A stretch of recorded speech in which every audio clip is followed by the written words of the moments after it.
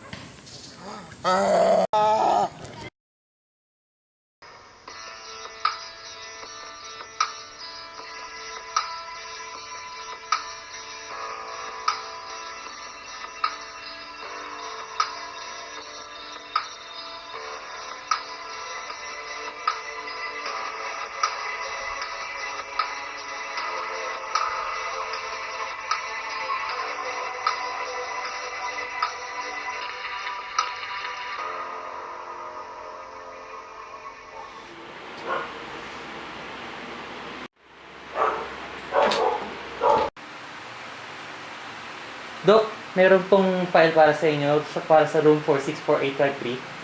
Okay, sige, salamat. Yan, tignan natin.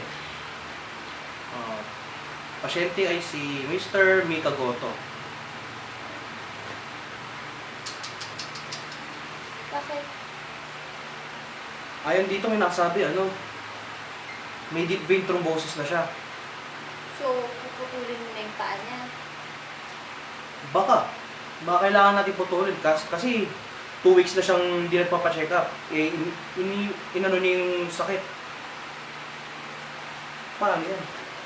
Ba't ka ba nagda-doubt? Eh di putulin mo na. May maapektuhan ba? Ano bang trabaho niya? Isa siyang atleta, kailangan niya yung paa niya. May So, nagagawa pa ba tayo doon? Forever ba siyang atleta? Gawin mo ng paraan. Mag-reason out ka sa kanya. Pag-isipan mo yan. Grabe, hindi ko na lang magagawin dito. Punta ako na lang muna siya. Good luck.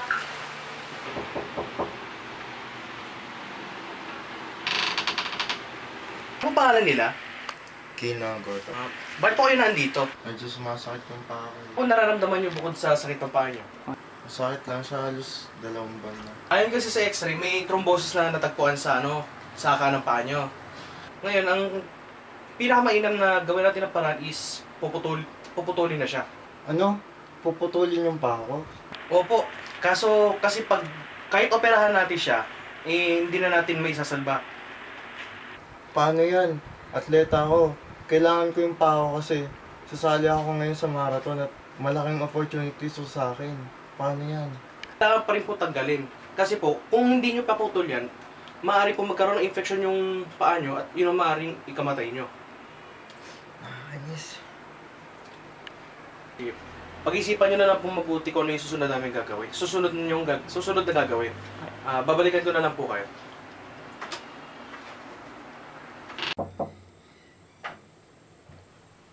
Ay, good evening po.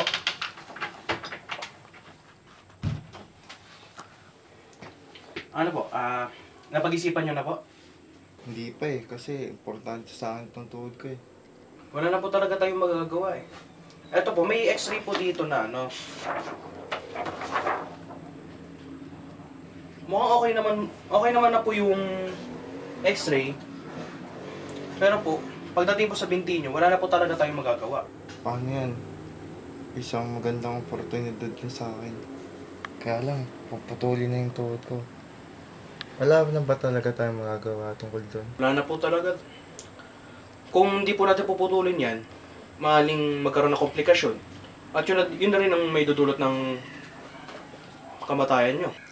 Ganito kasi yan eh. Pinanganak ako may binti. At mamamatay ako may binti. Ganun ang gusto ko. Wala na po talaga tayong magagawa. Puputulin na talaga yan. Sana mag-iisip lang ako.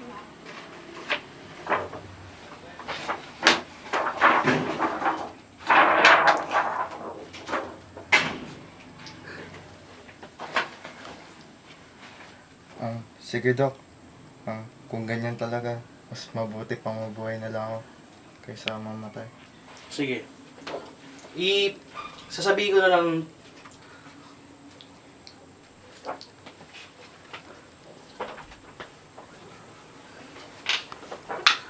So, Nahirapan ako pero napapayag ko siya. Paano mo naman siya napapayag tinapon mo? Oo. Wala nang ibang paraan eh. Kailangan ko ang dapat, ginawa ko naman ang dapat kong gawin. Mamatay na siya eh. Pinakita ko lang sa kanya na pag hindi ko pinatanggal yun, ang kaligayahan niya, ito ang magdudulot na kanya kamatayan. Ibinigay ko sa kanya ang kahalagahan ng buhay, kahit pa ang kapalit nito ay kanyang propesyon, ang kanyang pangarap.